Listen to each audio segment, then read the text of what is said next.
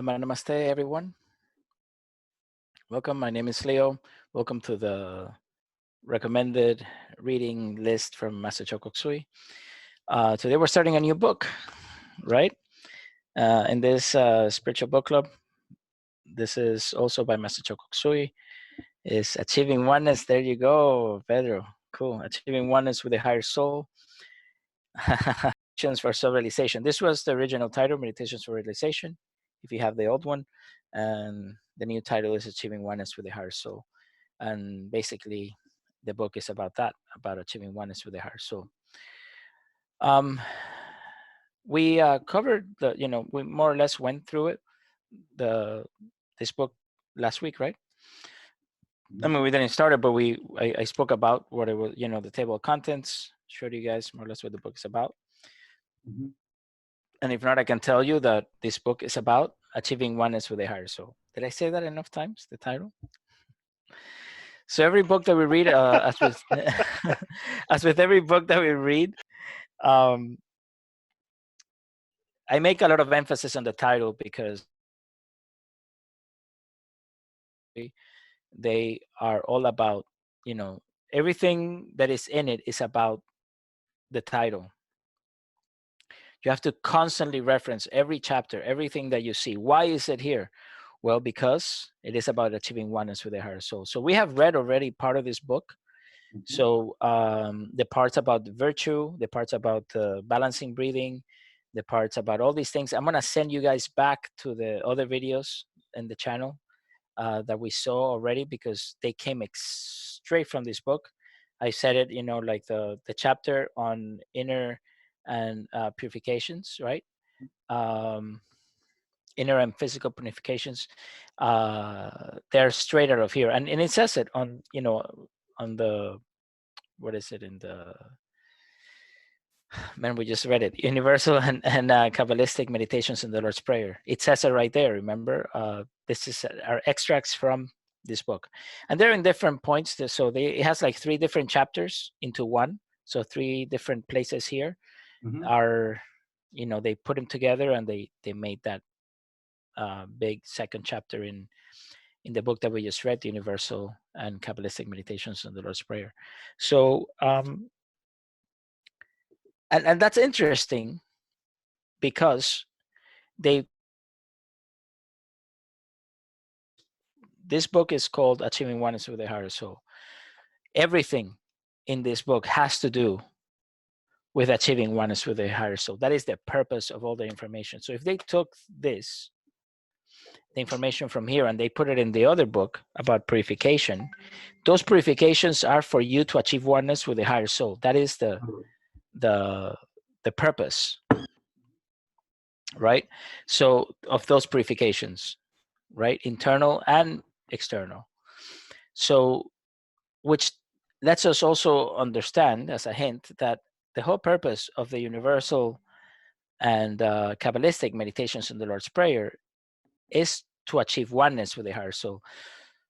And the question is, what is the whole thing about achieving oneness with the higher soul? Can about achieving oneness with the higher soul? Even when we read the chapter of the unknown, even there are parts from this that are extracted in the first book we read that Master Choa Kok Sui also wrote.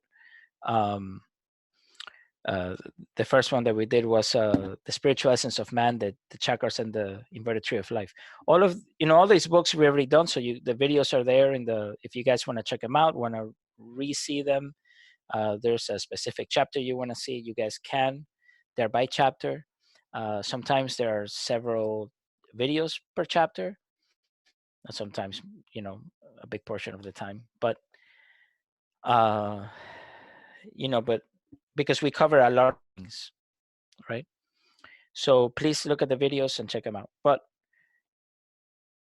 in all of 3 books, you have things from this book. This book actually came first. This is you had the healing books, and after the healing books, this is the first book about this. And so then all the other books were written, right? All the other advanced book. books. So achieving oneness with the higher soul. What is the big deal about the higher soul? We said last week we have two souls. Yes, we have incarnated soul and the higher soul, which is above it. And so the incarnated soul, we said that it's not pure. The incarnated soul is not what? Pure. Did I say something? It's not pure. And the higher soul is pure. So this is the whole point you want to achieve. So in the impurities of the incarnated soul is so that we can, the incarnated soul, so we're here to purify, is the purification process of the incarnated soul. By achieving oneness, so we purify the incarnated soul to a certain degree. So we achieve, and then we achieve oneness, self-realization, right?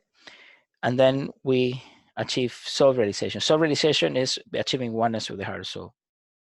You first achieve self-realization, oneness with the incarnated soul, and then we achieve self-realization, which is oneness with the higher soul. So, and the incarnated soul comes from the higher soul.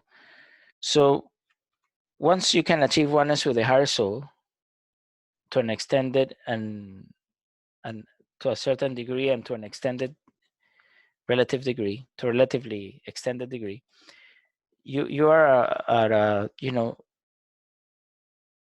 for intents and purposes, let's just say at in our present time on Earth, we're at a pretty good point of in our spiritual development. So this is very important. This is our goal. This is what we're here for. Most meditations, most you know, spiritual traditions and spiritual practices, etc., are for that purpose, in a more direct way or less direct way, but that is the end goal. Because once you achieve oneness with your higher soul, then, you know, it is the time, spending the time to achieve, ultimately to achieve oneness with your divine spark or the spirit, right? When you achieve oneness with the divine spark, which takes whatever time it takes, that is called God realization. And when we say achieving oneness, it's relative, yes? Like it says in the book, The Existence of God is Self-Evident by Master Choa Kok Sui. You know, it's the amount, and also in the Spiritual Essence of Man, is that, you know, whatever is relative, because whatever we can experience as oneness with the divine supreme being, or with God, or with our higher soul, is different to the amount of oneness that is experienced by the divine Lord Christ. So the Lord Christ experiencing oneness is different to us experiencing oneness. Right? He has been experiencing oneness for much longer, and it's a greater amount, and it's a different.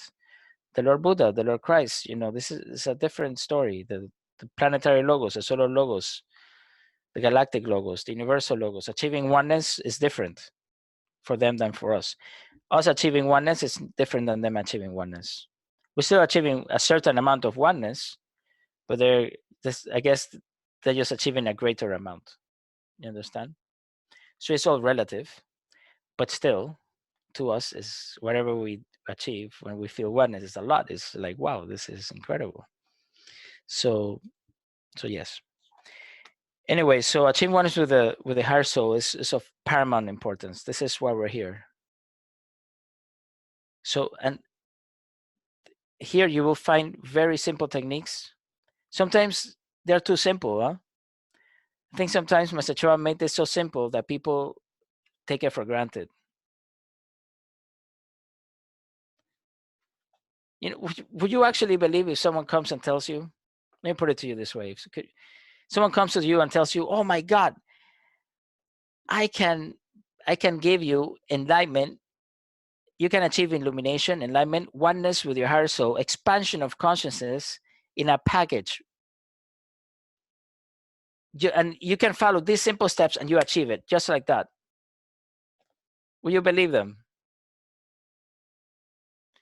Most likely you probably won't, huh? I said, look, it's even in a book, even less, no? It's like, but it is. You know, you follow the simple steps and you can achieve it in a relatively short period of time. And one of my favorite parts was hearing Master Choa talk about a relatively short period of time. Because says 10 years is a very short period of time. These things take lifetimes. So if you do it in 10 years of constant everyday practice, that's a short amount of time. At the time I was 20, in my early 20s. So that sounded like a long time. But yes, but I did realize, you know, obviously this takes lifetime. So if you do it in 10 years, it's very short. Huh? And he says, and he also said, of course, a certain degree, huh? That you start experiencing certain things after 10 years. That's nothing. And he's right. So it could take more, it could take less, but it's still very, very special. You already, just as soon as you start doing it, you already start feeling benefits. Like we did the meditation, you start feeling peaceful. Your thoughts become calm, you know, even if it is to a certain degree, even after the meditation, if during the meditation they're all over the place. So it's very, very special. So sometimes these techniques, they're packaging in a book so that you can have it, take it anywhere. It's great. You have a nice manual to achieve oneness. But no, we're gonna take all these things, we're gonna spend all this money, we're gonna go to Peru or whatever, India, we're gonna go under a tree and all this and get into a cave, starve ourselves, do I don't know what, stand on our thumb and pinky finger, and I don't know, which it works. It's great, but I mean it's awesome. If you, that sounds like a great adventure. But what I'm saying is that you can do all that and do these things, and it will be enhanced. I'm not knocking any of that. I think it's great, but I'm just saying that this is very valuable, and we take it for granted. Don't. You don't know if next lifetime you'll be this fortunate. Anyway, that's my rant. Just a reminder, huh? Including for me, right? For everyone. Don't take, like Master Choa used to say, do not underestimate the simplicity of the teachings or the power of the teachings, because they're simple. All right, so achieving oneness with the higher soul. That's the goal. All right, so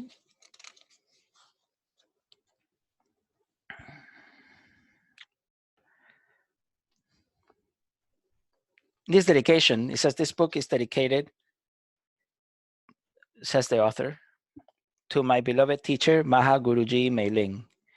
The word Maha means great. Ji means respected. Maha Guruji means respected, great spiritual teacher. To Mahayogi Patanjali. Wow, Mahayogi, that's great yogi, Patanjali. Who is a major proponent of Raja Yoga. Raja means royal, huh? Like royal yoga, or the regal royal yoga. And to the people of the world, a priceless spiritual gift to every person as we enter a new millennium. Hey, to you. It's dedicating this book to you. This is cool. Whenever you want to feel special, you just read the dedication. Huh? So Master Choa dedicated this to me. It's great. Okay, so it says first printing December 2005, 4,000 copies. 3,000 in 2006, third printing 2008, 2,000 copies, etc., etc. So 2005 third printing. That's why entering the new millennium. Okay. Here we go.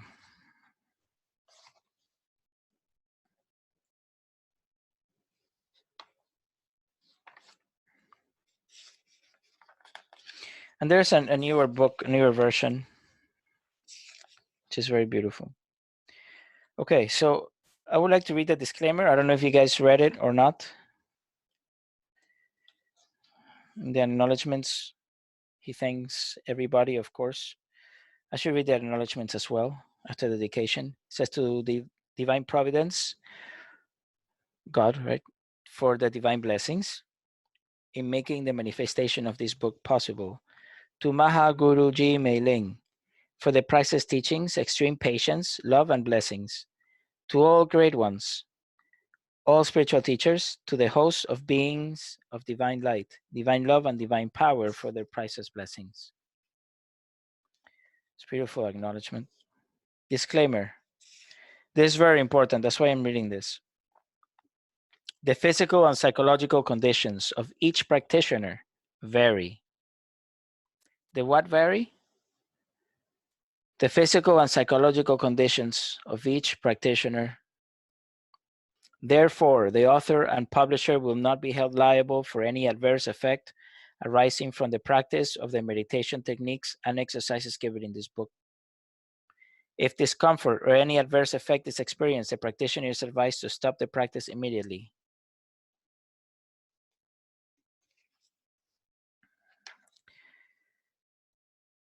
So that you don't make it worse.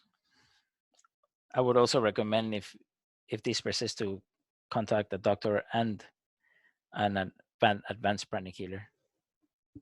Okay. Having said that, great. Let's start the book. We're not responsible for anything, any contents in here, but so have fun at your own risk. Okay, so table of contents. We already covered these. It's pretty cool. So it's divided into two parts. We already said that. Meditation on twin hearts for peace and illumination, also known as meditation on loving kindness, and the meditation on the blue pearl, also known as the meditation on the higher soul.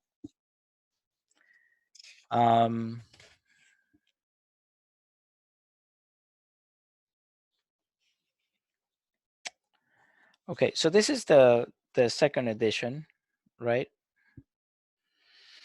And this is good to understand at least the evolution of this book, because in the first edition it says here that meditations for civilization, or how the book was called initially, in different parts of the world. So this was actually for the public, right? On these lectures that were given. So it has been designed in such a way that the reader can finish the book in just 1 or 2 days, instead of taking several months or years to study and understand what meditation is all about. It is written in a clear, concise, and straight to the point manner. So so the purpose is to understand what meditation is all about. This is the purpose of the book. And to be more precise, is to understand what meditation is all about in relation to achieving oneness with the higher soul, as the means to achieving oneness with the higher soul. So can you imagine that just so you can understand what meditation is all about, there's this big book. But there's just more than just connecting your tongue to the palate. It's the whole point is explaining as to why. Why you do this, why you do that, etc. The meditation techniques have also been designed in a simple and effective manner to enable yogis and spiritual practitioners to apply them immediately and easily. Great gift. Most students should get results within 1 to 2 years of regular practice. He's being conservative, but this is very special. And he says most students, right? Some people may not, just take a little longer. Some people it may be quicker. And especially if you are guided, or you have a teacher, you go to a course, etc. It's going to help make it even shorter time. Second edition, or being here, obviously. That was the first edition, right? So the notes on the second edition, author's note on the second edition. The second edition includes materials and pictures from the later books, which we already read, right? Spiritual Revealed and Om Mani Padme Hum, which we will read also after this book, those two last books. The purpose is to make reading easier. Instead of having to gather the different materials from the different books, they have been compiled in this book. Another purpose is to show the universality of truth in all religions. Good luck and God's blessings be with you. Master Choa Kok Sui. Thank you, Master. Okay. So let me see how we're doing on time. Good.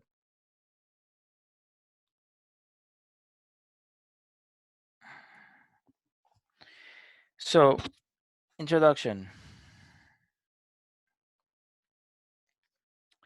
I'm reading this until everybody can get the book, and then, or did everybody already read?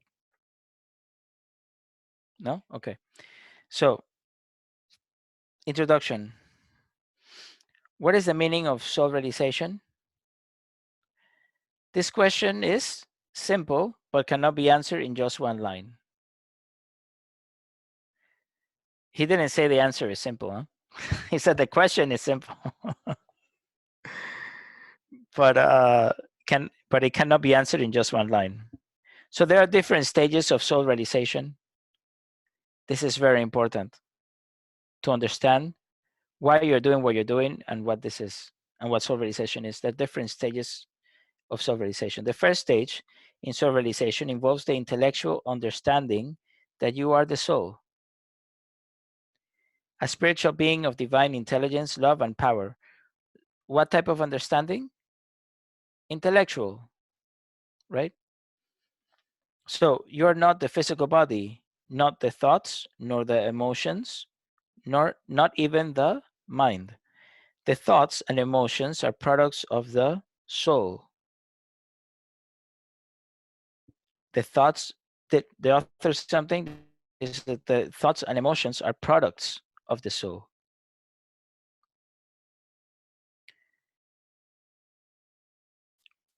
So where let me expand on that for a second. What so that we can understand what we're reading. What is a product of? That it comes from? Yes. It's created by? Yes. When a product comes from something or from someone, is created by that someone. So, and where are the emotions and the thoughts lodged? How do they come about? Emotional body. The emotional body and the mental body. Mental body. So it is in the mental body and the emotional body that these thoughts come from. And they are created or originate from there, and all of that energy in that body is in the emotional body is emotional energy or emotional matter, made of emotional matter, which vibrates at the level of emotions, which is not dense physical. The same thing happens with thoughts, is made from the thought energy or thought matter, which is even more subtle than emotions, right? Less dense than emotions, which emotions are less dense than the physical body, right? Much less dense.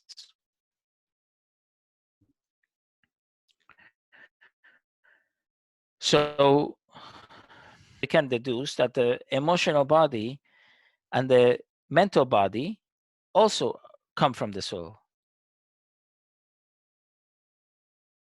So your emotional body and your mental body come from the soul. They are products of the soul.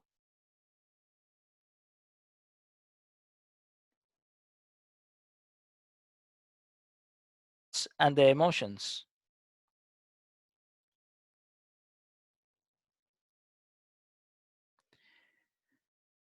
Your personality also has a part. Your personality, meaning your lower bodies, also have a part in these thoughts and emotions. But everything comes from the soul. So the thoughts and emotions are products of the soul. Just as the carpenter is not the furniture, the mind is just a subtle instrument of the soul. So since the soul creates these, like a carpenter creates furniture, right? The mind is just a subtle instrument of the soul. Just as the computer is your instrument.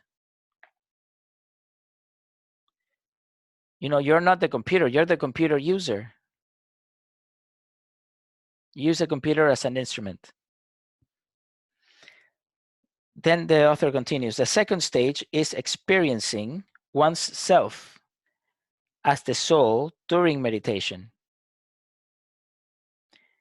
During meditation. That's why the whole book is divided in two parts. So basically, the book is about two meditations that help you experience, help you achieve oneness with the higher soul. That's what is in the book. Two meditations that help you achieve oneness with the higher soul. Meditation on twin hearts and meditation on the soul. Period. But there's a lot to understand. Within all the things that happen in these two meditations, there's a lot there, like we are doing now in just the introduction from a simple question. So then he says, that's why the second stage is experiencing oneself. When he's talking about the self, it's obviously not talking about the emotions or the thoughts or the mind. He's talking about the self.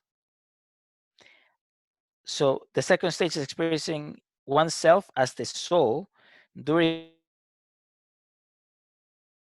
The yogi or the meditator may experience not being able to feel the physical body as though it has disappeared. That's something that can happen. Anybody experience that? Yeah, right?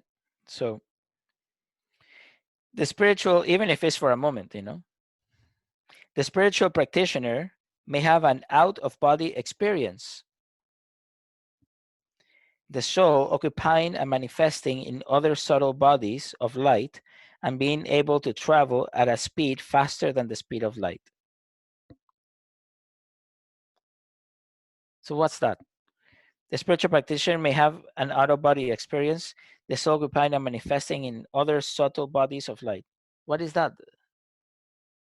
Do you call like an Uber, right? Like maybe you call an Uber in the inner world. Hello, I need a body of light. Can you send me a body of light? Thank you. You jump on and you go. No. So maybe that's a good business, huh? No, just when humanity is more advanced. Just joking, erasers. No. So so what is he talking about? So occupying and manifesting.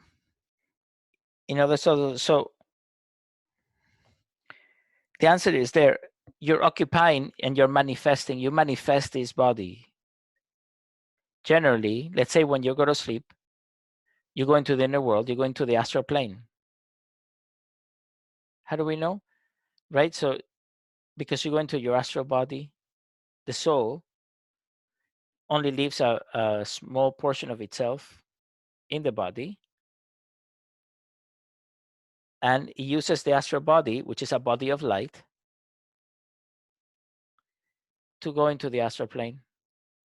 Why does it choose the astral body? Because in order to interact with the astral plane, you need an astral body.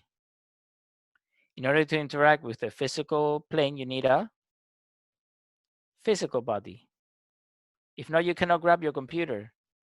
You cannot grab the pencil. You cannot grab this book. You're going to go, whoop, whoop, I can't pick it up. So you need something that can interact,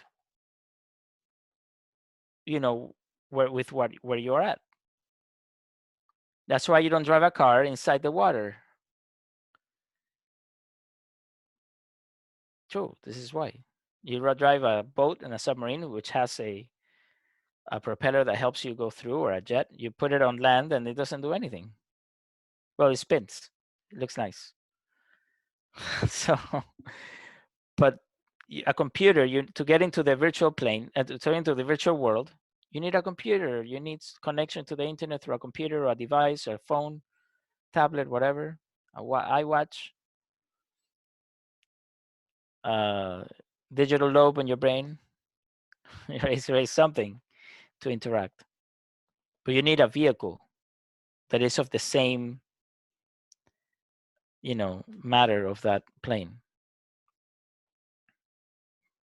Anyway, but out of body experiences can be of different levels. So that's why he's talking about so you occupy and manifest. So you bodies of light and being able to travel at the speed faster than the speed of light. Thought is faster than the speed of light. Also beyond thought is even faster than thought speed. Will is even faster than thought speed. Anyway, so, and Godspeed being the fastest. Anyway, with further development, the yogi may have an experimental realization of the nature of the soul.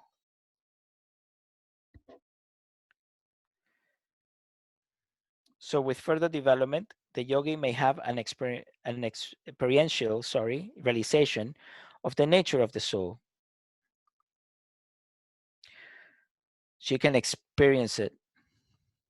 You can experience the nature of the soul itself. The nature of the soul is basically that of a being of light.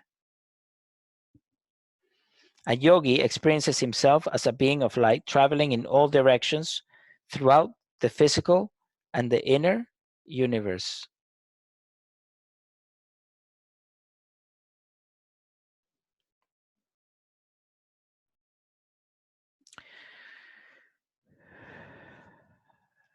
So let me ask you guys a question.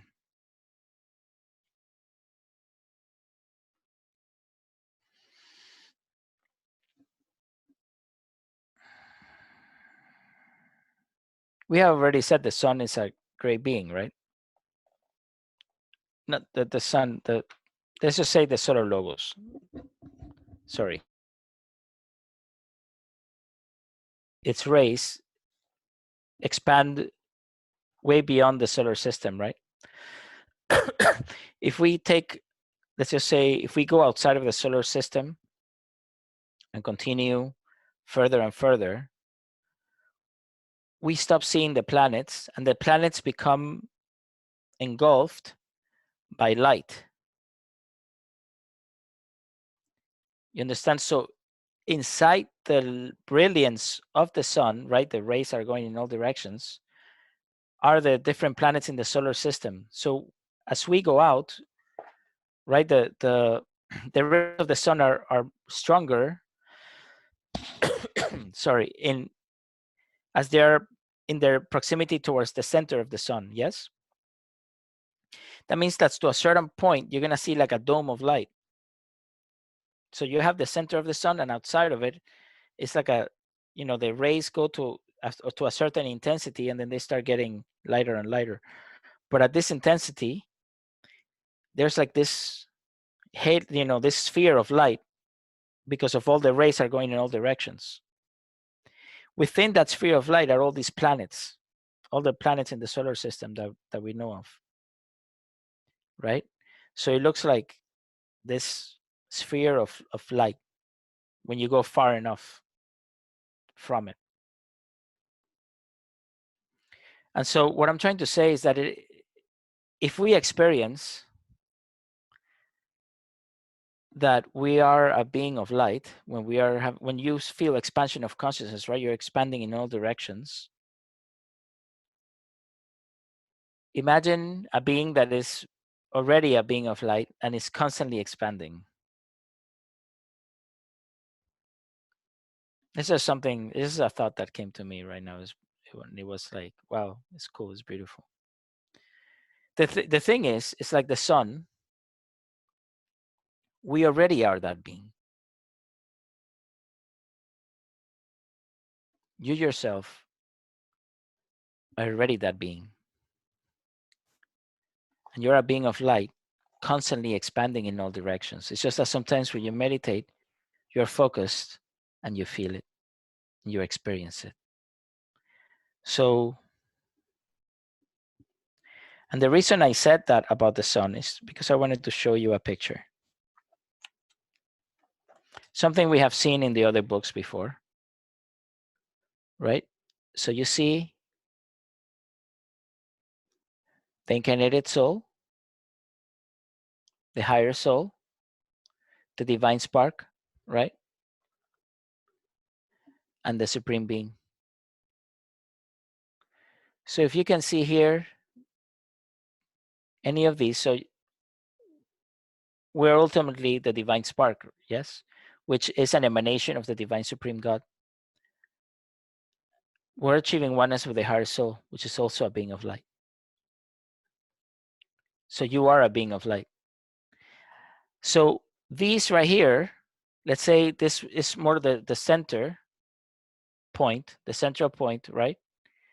But the higher soul, so the incarnated soul also shines, has soul rays. Look at this, look at this. So the incarnated soul also has soul rays. It also emanates in all directions. So all your chakras, your physical body and all your chakras, imagine if they were planets, are also inside the soul rays. So your aura is like a compilation of all the rays together.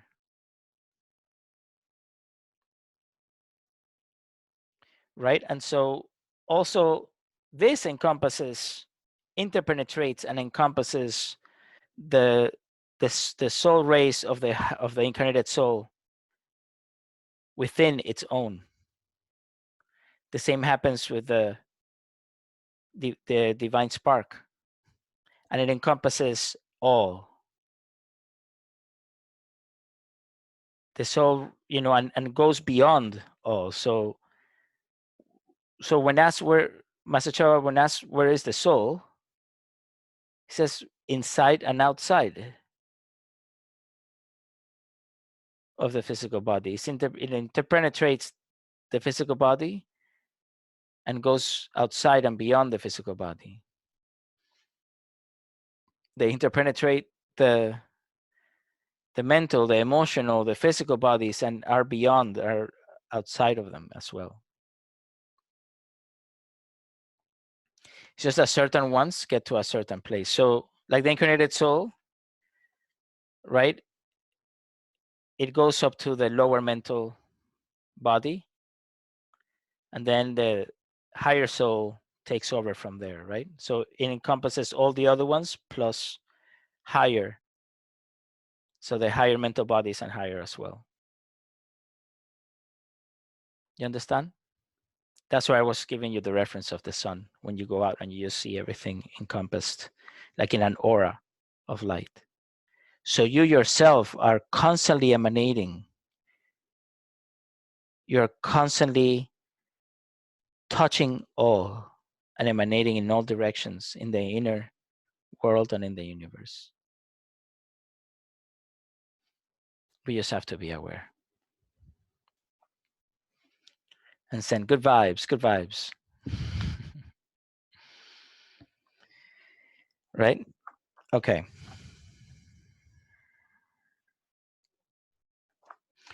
So going back to the introduction, it said the third stage in soul realization, that was the second stage, right? Was so after the further development in the second stage, the yogi may have experiential realization of the nature of the soul, right? So a being of light and experiencing oneself, as a being of light traveling all directions, etc. So the third stage in soul realization is the experience of the incarnated soul. That is you. This is what we were talking about, self-realization. So the third stage in soul realization is the experience of the incarnated soul. That is you.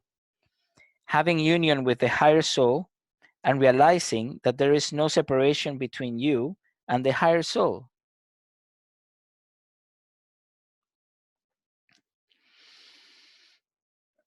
The incarnated soul and higher soul are actually one. Are what?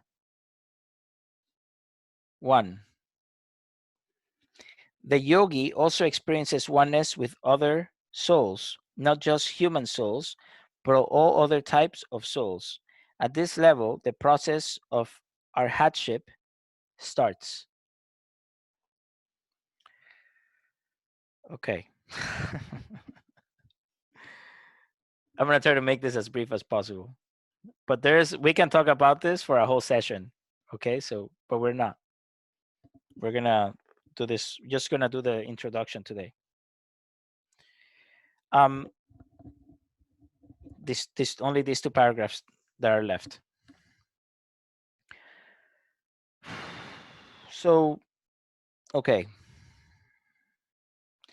So the third stage in soul realization, and again, these are stage of nature, right? So this is a natural process. This is not just like, okay, you're in first grade, second grade, third grade. No, this is just a natural process that happens naturally. Happens what? Naturally. Yes. So in the third stage in soul realization is the experience of the incarnated soul. And he puts in parentheses, that is you. Having, so is the experience of the incarnated soul having union with the higher soul and realizing there is no separation between you and the higher soul. This is what this book is about. This is why the cover has this picture. What is the picture in this cover? Do you guys know? 12th chakra. And what is that? The incarnated soul. So it is the, let's just say the chakra that is the center for the incarnated soul, if it has a center, but you know, it's the, let's just say that the seat of the incarnated soul. So it is also called the incarnated soul, yes? Basically, more than that, the picture in the front page of this book is a picture of you. So they grabbed you and put you in the cover of this book, saying this book is for you. It's your book. You're in the cover.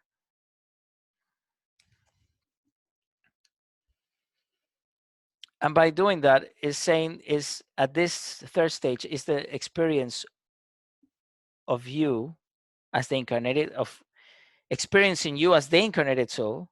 So it's a dual experience, right? You as the incarnated soul, experiencing oneness with the higher soul.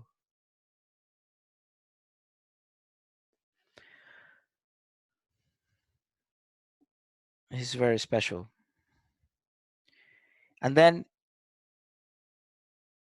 it says here, and realizing that there is no, this is huge, and realizing not only that once you're achieving this union, when you're experiencing this union, is the realization that there is no separation between you and your higher soul. First, and this was before, right? When it says,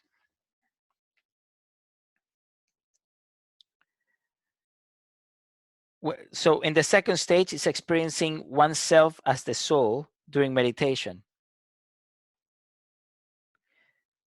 So that's self-realization. You experience that you are the soul. You're not the body. You're the soul. You're a being of light. Huh? That's it, oneness with the incarnated soul. After you experience that, the third stage is, is the experience of the incarnated soul, or you as a feeling, experiencing yourself as a soul, achieving oneness with the higher soul. And so realizing that there is no separation and there is one.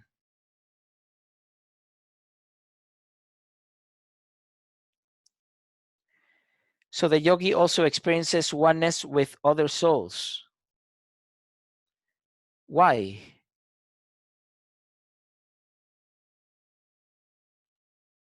It's like resonance that we spoke about before.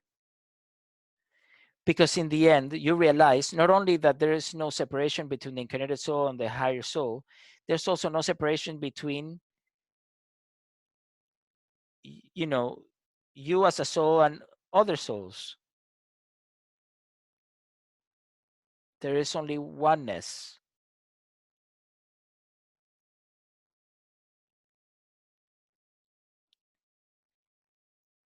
But it must be experienced.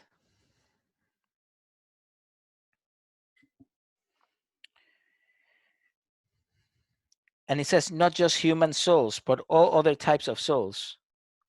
Are there other types of souls? Must be, huh? What does that mean? Sometimes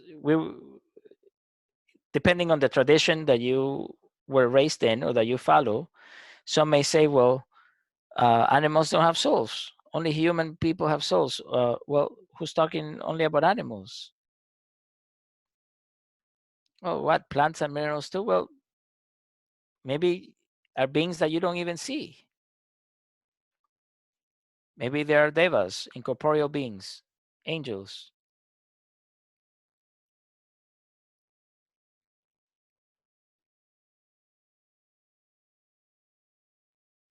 So there are different types of souls.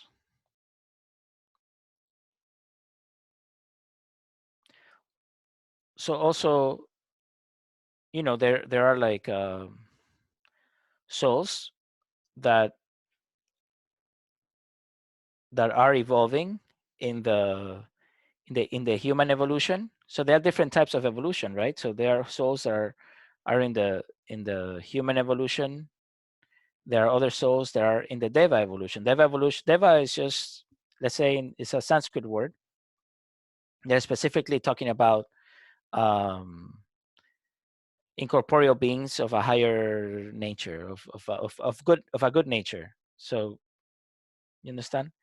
But sometimes it's used by philosophers as saying,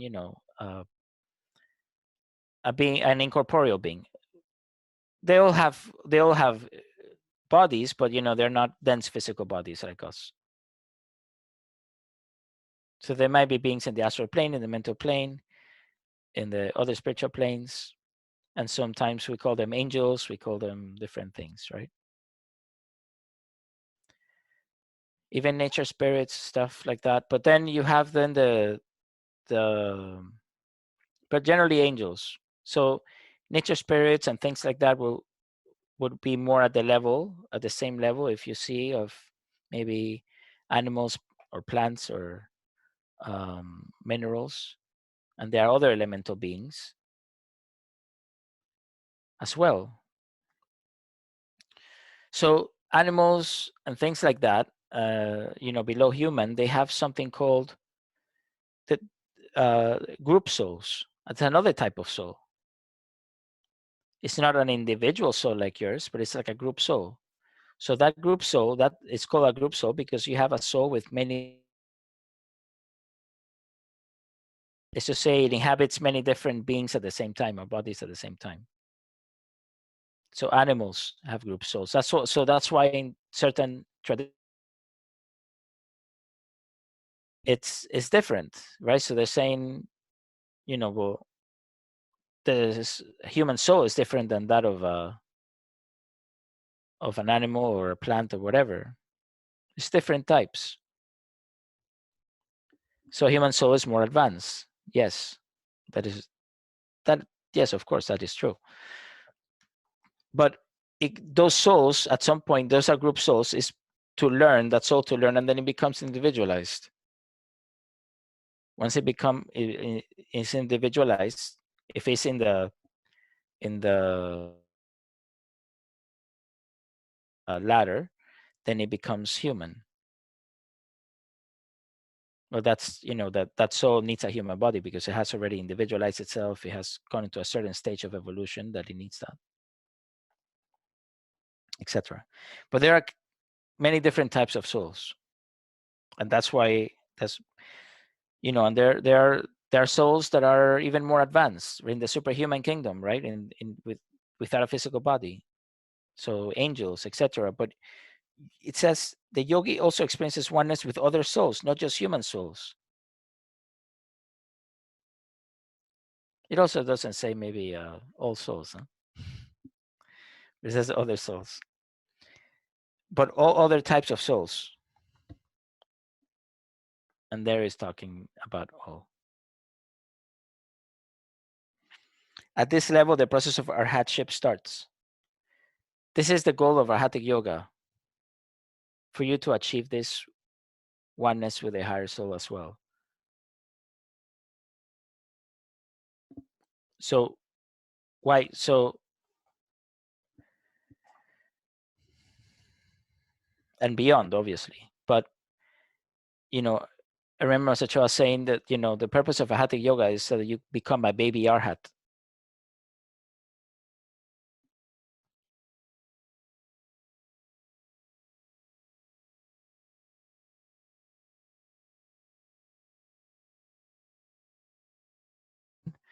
You experience and realize the oneness, right, with all, with other souls, and the realization and the experience of oneness, of that you're a soul, you're not a body or thoughts, emotions, etc., or the mind. You're a divine being. So, continuing,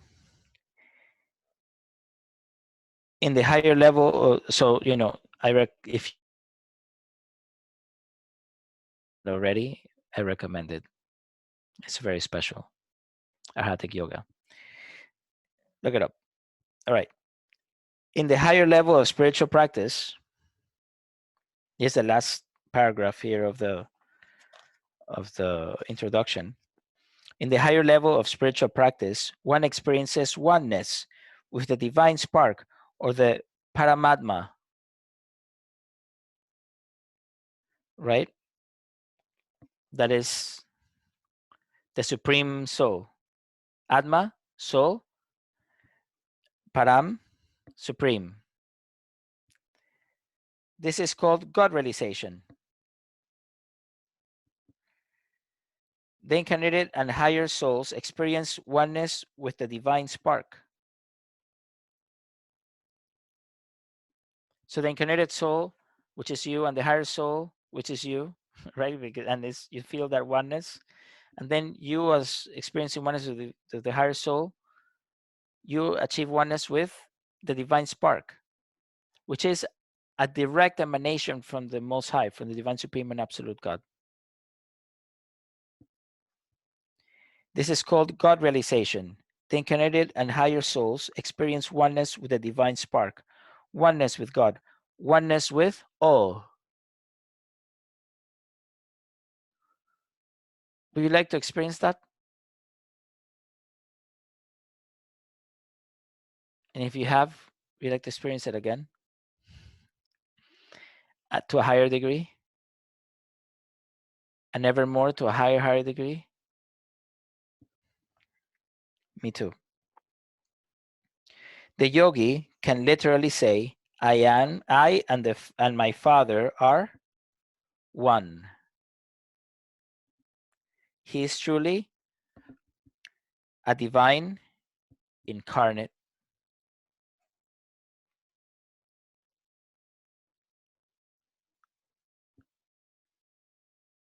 is a very, very high degree of oneness.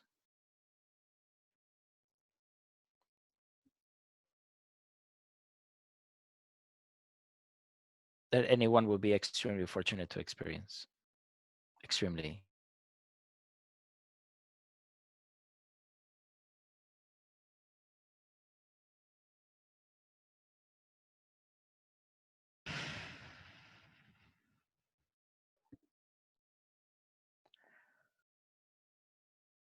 Master Choa Kok Sui. Signed by Master Choa Kok Sui. So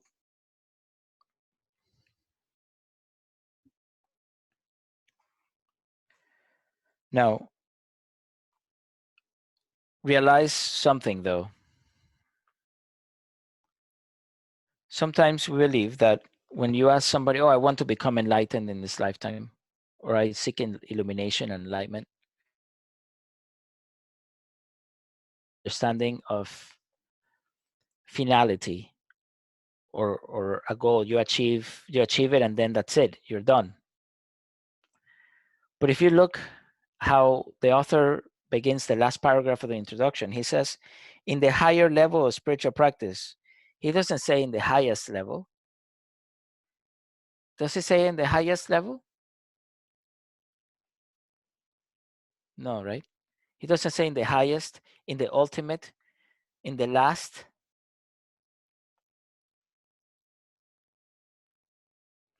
But in the higher level of spiritual practice.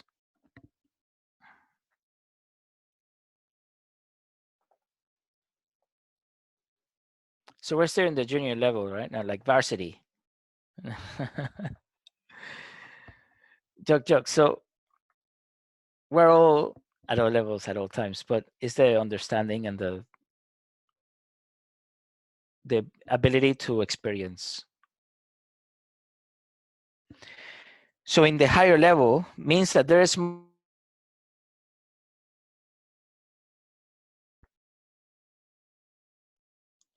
even higher than being a divine incarnate. Because why? Because what we said before, that the amount of oneness with God that you can achieve at our level is different than the oneness of God that the Lord Christ may achieve.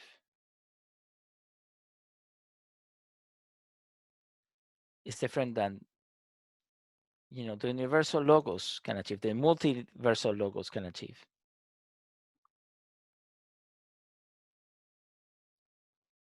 And I'm just using that as a matter of size or whatever.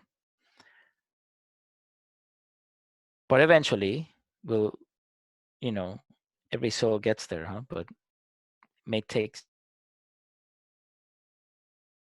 time, which at the same time is no time. This time doesn't exist, right? But it's a process.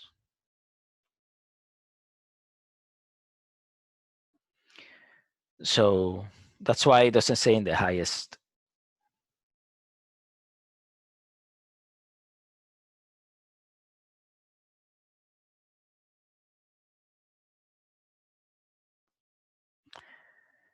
Like Master Choa said at the end, at one point,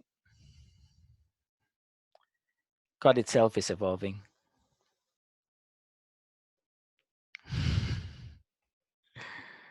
Which is a big thing to say because it's beyond our understanding.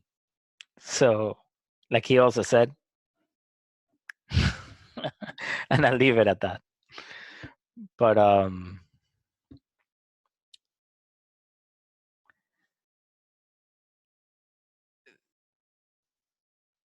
that's the introduction. I hope you have enjoyed the introduction to the book. So that's what you can expect from this book,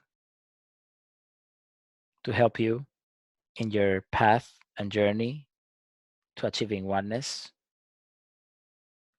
with your higher soul and beyond. Are you guys excited about reading this book? Sounds pretty awesome if you ask me.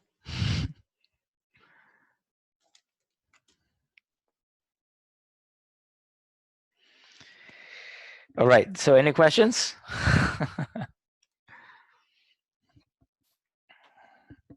That's all for today. But so any questions before we close?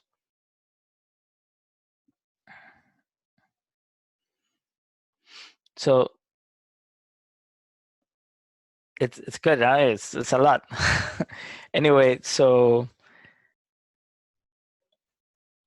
sometimes I try to make these sessions shorter, but it's impossible for me. There's so much to cover, and we just read a page and a half.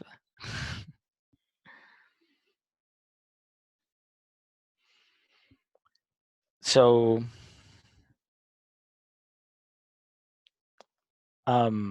there's a lot in it, and we still didn't talk about anything about, very little, but we covered a lot. But but each point that we touched upon it's like an iceberg, right? It's a lot. We're touching up each point, and each of these has like a lot on, of things that you can expand upon. But we do our best to try to expand as much as we can within the time period.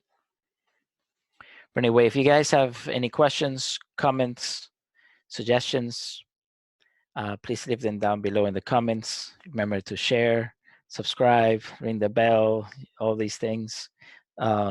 We welcome your donations, as to help us continue moving forward with all these videos.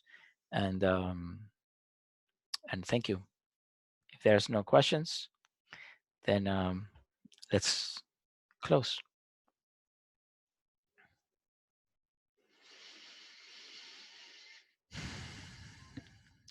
To the Supreme God, we thank you for your great blessings.